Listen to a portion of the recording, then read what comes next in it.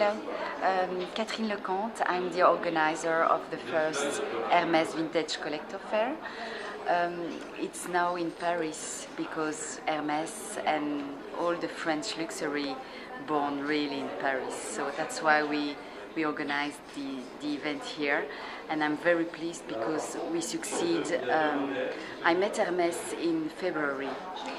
So really to introduce the project. The objective was really to organize something with them at the beginning so that they could really show their know-how, all the quality, the way they are doing the bags, every object. Unfortunately, they are very pleased of the event, and they are, because it's really the first event in this really on a brand and on vintage collectors, and so they were very pleased of it, but they didn't take part of it. But of course they came. Many people from HERMES came already at the opening, and are very pleased because the fair respects the unique, really the unique aspect of it. So the objective was to highlight not only the iconic piece, the Kelly and the Birkin, but to show really exceptional piece and rare. So that's what we did with. It's very hard for me to say what I prefer, because what is my favorite piece, because I'm just in love with every piece. So it's for me really a passion. And when I choose an object, I'm always taking into account the colors, the shape. So it can be also the leather. So the leather is something very special. You have the box, the crocodile leather, you have lizard, you have also the combination of leather and canvas. So this one, for example, for me is a fabulous piece of the year 70. So it's 45 years old, and when we look at the quality, it's fantastic. So I'm always taking into consideration the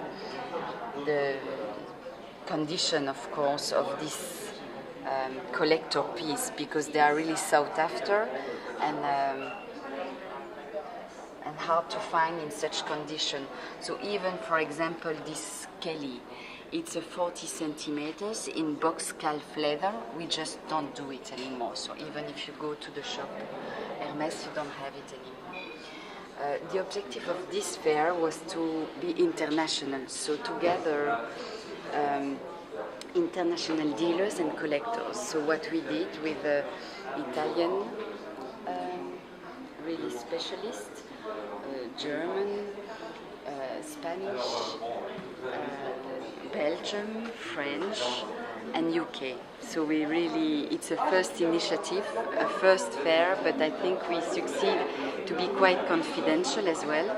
So what we planned for next year, it's also to organize like a special experience. So I know someone quite very well. It's a friend, Dominique Fallecker. She's a huge collector of Christian Lacroix, and she's now, she worked for Didier Ludo at the Palais Royal, so very high vintage luxury. And she's now retired, but she do special conference on the little black dress, on Balenciaga, on Christian Lacroix, and she knows a lot about the vintage luxury. So we plan next year to also organize for limited numbers of people a special discovery and presenting the object, really to understand how large is the work and the object of HERMES. But tell us about your passion and how you started, and about your collection. And why HERMES? Alors, I'm not only focused. I start my collection. I made some HEC. It's Hautes Études Commerciales, like you have in Paris, but I did it in Liège, in Belgium. And so I start first in the consultancy audit, Anderson Consulting, all this big company, so where I get a very interesting experience. But I always wanted to work in the. My father worked in the jewelry, so since I'm little girl, I'm in the jewelry, taking part to fairs with my father, and I just wanted to start also this business, and I started then after a few years the distribution of jewelry, and then I met someone, an expert in antiques jewelry, and it was just for me a coup de cœur, just something you feel and it's you and it's for you and you want to develop that, to do something in this branch, to be unique, to show the exclusivity of some pieces, not only the name, but so in my business I organize this event, but I'm doing fairs in London 3 times a year, for example, and I have gorgeous pieces, Art Deco pieces in crocodile or in jewelry as well, not signed, but just fantastic. So it's not signed, unknown, but for me the artist who is behind this creativity and the design is even more worthy than an Hermes piece. So we on Hermes or Chanel or I guess you have Delvaux as well. Delvaux as well, because Delvaux is much. I met yesterday the responsible of Delvaux, so it was funny to see her here, and they told me they are very interested with what I'm doing, and then I explained that in London, for example, I develop more and more the Delvaux brand as well, but I always focus on a rare piece, really unique, and not the new. I'm not interested by all the new Birkins, but really to have something different. So or limited edition or. And would you be more 1950s, do you think, or which era is more attractive for you? Personally, I love the Art Deco style, but 50s, 60s, 70s.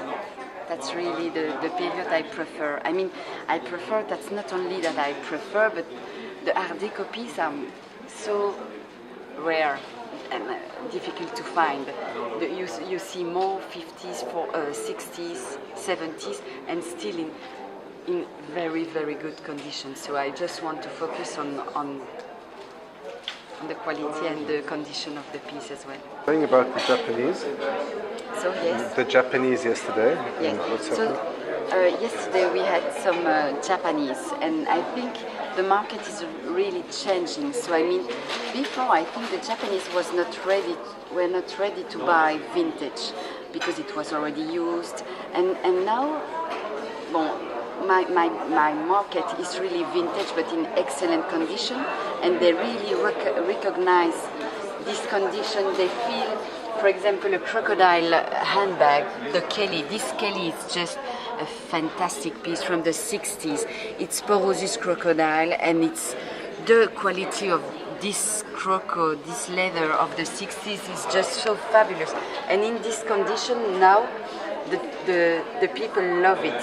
And when you see the price in the shop of this kind of new bags, then vintage is really interesting and sought after. So I sold yesterday, for example, a small, it was Cordelière model in this gorgeous gold crocodile, like this jewelry box, and it was just a treasure.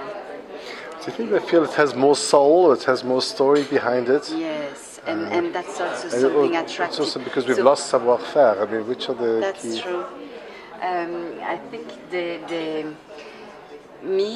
and I think the market, the Japanese and all the other markets, they are now, with money you can buy everything, but not.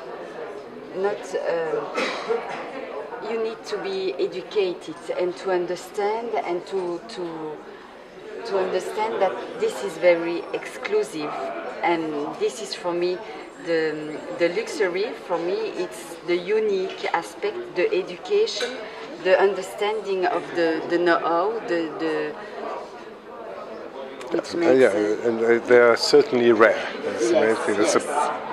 And the rarity, one of yes, of course.